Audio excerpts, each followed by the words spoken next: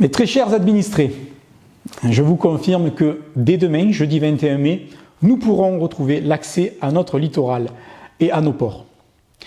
La demande de dérogation que j'ai faite auprès du préfet des Bouches-du-Rhône a été retenue sur l'ensemble des propositions qui étaient les miennes, visant à s'assurer que nous pourrions retrouver cette partie de nos libertés tout en s'assurant de pouvoir respecter et faire respecter les conditions basiques pour nous préserver de la propagation du virus Covid-19. Alors, dès demain, jeudi 21 mai, que va-t-il se passer? Un fonctionnement différencié en fonction de nos plages. Nos plages ne présentant pas les mêmes proportions de surface, il était important de pouvoir adapter la manière dont nous pourrons retrouver l'accès à celle-ci. Concernant la plage de Olga et la plage de Carteau, vous devrez considérer que nous pourrons nous rendre sur ces plages-ci sous l'aspect dynamique. Ces fameuses plages dynamiques, où d'une manière générale, il est important de respecter comme consigne le fait que nous ne pouvons pas y pratiquer des activités statiques. Vous pourrez accéder à la mer pour pratiquer vos activités nautiques, vous pourrez vous balader, vous pourrez pratiquer la marche aquatique et si vous venez à vous baigner, sachez que vous devriez sortir logiquement une fois votre bain pris pour pouvoir continuer à vaquer à d'autres occupations. Sur la plage Napoléon et sur son pendant est, la plage de la Gracieuse, là les choses sont différentes. Bien entendu, nous pourrons retrouver l'ensemble des activités traditionnelles qui sont autorisées dans le cadre de l'occupation du domaine public maritime. Cependant, il faudra être vigilant à respecter toutes les mesures qui visent à éviter le rapprochement. Donc, les groupements de plus de 10 personnes seront interdits et en plus, il devra y avoir une distance suffisante de au moins 10 mètres linéaires entre les groupes de personnes. Et la plage est assez grande pour que nous respections ceci. Les gestes barrières et tout ce qui vise à se prévenir de la propagation du virus seront imposés. Il est important aussi d'entendre que la nature a repris ses droits et que pour préserver la vie faune et que pour préserver notre nature et notre environnement, il sera interdit d'accéder à l'arrière-plage, aux dunes et notamment sur le côté de l'anse de Carteau. Donc l'accès à la plage de la Gracieuse sur son côté anse de Carteau sera interdit. Cependant, il est important aussi de comprendre l'enjeu de l'ouverture de ces plages. L'enjeu, c'est de pouvoir retrouver progressivement nos libertés. Cependant, elles sont suspendues au civisme de chacun. Alors je vous invite à comprendre que désormais, il appartient à chacun, à sa responsabilité personnelle, de respecter les consignes dans lesquelles les plages sont réouvertes pour que nous puissions nous assurer que cela continue. Le préfet a clairement prévenu chaque maire qui a obtenu une dérogation qu'en cas de non-respect des consignes à appliquer, les plages seraient immédiatement refermées. De la même manière, j'avais insisté pour que nous puissions retrouver l'accès à nos ports. Il était important que puisse s'harmoniser l'arrêté qui avait été pris par le préfet maritime et ce que le préfet du département pouvait mettre en place. Donc j'ai plaisir à vous informer que l'accès à nos ports et l'activité de plaisance est désormais autorisée. Donc je vous invite dans ce week-end ensoleillé à ne pas vous emballer et à garder beaucoup de mesures.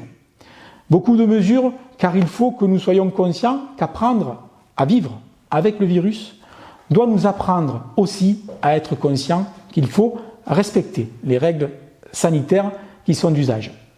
Beaucoup de questions tournent aussi sur les activités de pêche. Les activités de pêche, qu'elles soient liées à la pêche de loisirs lorsque l'on est plaisancier ou qu'elles soient liées à la pêche de loisirs lorsque l'on accède par la terre au littoral, sont autorisées dans la limite de ce qui est autorisé traditionnellement sur le domaine public et notamment sur le domaine public maritime. Vous le voyez, retrouver un peu ces libertés coïncide avec notre volonté de réussir ce déconfinement. Ce matin, s'est tenu à nouveau le marché sous un format alimentaire et je félicite l'ensemble des services municipaux qui ont contribué à la réussite de la mise en œuvre de ce marché sous un format sécurisé et l'ensemble des ambulants qui se sont prêtés aux règles les plus strictes d'hygiène pour nous permettre de retrouver ce marché. Lundi, ça sera la grande rentrée des classes. Et je poursuis encore cette semaine l'échange avec l'ensemble de la communauté éducative pour la réussir. Plus qu'ailleurs, j'ai souhaité prendre des mesures qui visent à réussir cette rentrée des classes. Je me suis immédiatement mis en rapport avec l'Éducation nationale pour que nous puissions, aux côtés des directeurs d'école, aux côtés des enseignants, leur apporter toute l'aide nécessaire pour qu'ils puissent organiser le locaux pour accueillir nos enfants dans les conditions de sécurité les plus strictes. Un grand merci à l'ensemble des équipes municipales, à la direction des services techniques, à la direction famille et citoyenneté où le pôle jeunesse a travaillé d'arrache-pied pour pouvoir accompagner les directions d'école pour qu'on puisse aménager dans des conditions les plus sécurisées l'accueil de nos enfants. Si l'organisation en temps scolaire appartient à l'Éducation nationale et qu'ils sont donc les interlocuteurs pour répondre à vos interrogations sur les conditions d'accueil de leurs enfants, j'ai assuré l'Éducation nationale et les représentants de parents d'élèves qui ont été associés à cette concertation que la ville ferait tout ce qui est en son pouvoir pour accompagner l'enfant sur tous les temps de la journée à partir du moment où il est accueilli à l'école. Lorsqu'un enfant intégrera l'école, sachez que la ville sera à ses côtés pour pouvoir l'accueillir dans le cadre du périscolaire le matin, pour pouvoir lui garantir un repas qui est pris selon des conditions normales et préparé par la cantine, donc un repas chaud qui sera servi dans des conditions sécurisées, et pouvoir étendre aussi l'accueil le soir au périscolaire. Le mercredi, nous organiserons un centre de loisirs qui répondra aux préconisations du protocole sanitaire qui nous impose d'éviter le brassage des groupes. Ces conditions vous ont été détaillées dans la communication qui a été faite par la ville. Une communication que j'ai toujours souhaité juste, précise, fournie et régulière. Et je remercie d'ailleurs le service communication pour son travail d'une qualité extraordinaire pour vous tenir informés. Lundi, nous réussirons la rentrée des classes et nous veillerons que dans cette progressivité, nous puissions progressivement accueillir tous les niveaux scolaires dans l'ensemble de nos écoles en veillant à respecter les plus grandes précautions pour que la propagation du virus soit complètement arrêtée. Je sais que beaucoup d'entre vous hésitent. Et bien entendu, ce ne sont pas l'ensemble des élèves qui retrouveront les groupes scolaires. Cependant, j'insiste qu'il y a un choix qui est à faire et que, sur la base du volontariat, les parents qui feront le choix de ne pas scolariser leurs élèves doivent savoir que l'enseignement à distance sera maintenu.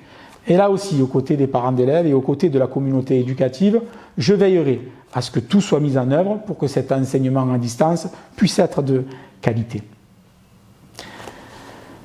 Le 18 mai, par ordonnance du Premier ministre, les nouveaux conseillers municipaux sont entrés en fonction. Donc, je réunirai le 27 mai le conseil municipal afin de pouvoir procéder à l'élection du maire et des adjoints, comme nous l'ont demandé les autorités gouvernementales. J'en profite pour remercier l'ensemble des élus qui, tout au long de cette crise, se sont impliqués pour pouvoir passer le cap d'un accompagnement fourni et assidu de nos administrés. Nous avons fonctionné avec les anciens membres du conseil municipal et les nouveaux en même temps. Dès le 27 mai seulement, il faudra poursuivre avec les nouveaux élus. Et je veux remercier l'ensemble des anciens élus qui ont prolongé leur bail pour pouvoir continuer au service de la population, au service de la ville de Port-Saint-Louis-du-Rhône, à donner de leur temps pour travailler afin que cette crise puisse se passer dans les meilleures conditions pour l'ensemble des administrés.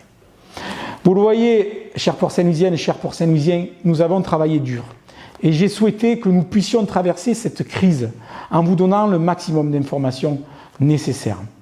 Ces points réguliers d'information, de prise de parole, de temps d'échange sont nécessaires pour que vous puissiez disposer d'une information claire et précise quand tout autour de nous, les informations sont parfois difficiles à obtenir et même parfois incompréhensibles. Ce week-end est un week-end prolongé, un jeudi férié, un pont du vendredi et un week-end sûrement ensoleillé. Il est évident que cette progressivité des libertés retrouvées va conduire chacun d'entre nous à vouloir profiter de cet espace retrouvé. Soyons vigilants. Et comme vous le savez, c'est notre responsabilité personnelle qui est engagée.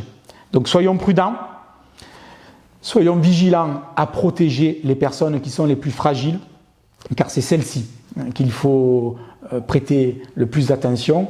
respectons les distances d'éloignement physique, respectons le port du masque lorsque ces distances sont trop réduites, les gestes barrières, une hygiène irréprochable, un lavage régulier des mains, et ainsi je sais que nous avancerons vers cet objectif et cet espoir du 2 juin où nous pourrons retrouver à ce moment-là à nouveau plus de liberté. Je compte sur vous, comptez sur la collectivité, sur les élus et sur moi-même pour poursuivre cet effort d'accompagnement et de vous souhaiter un merveilleux week-end d'ascension.